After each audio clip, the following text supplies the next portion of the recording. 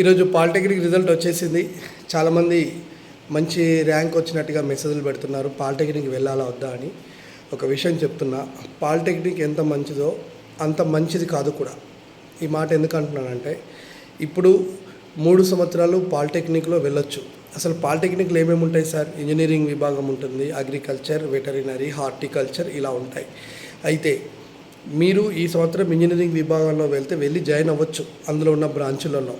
కానీ 3 సంవత్సరాల తర్వాత మళ్ళీ మీరు ఇంజనీరింగ్ సెకండ్ ఇయర్లో జాయిన్ అవ్వాలి.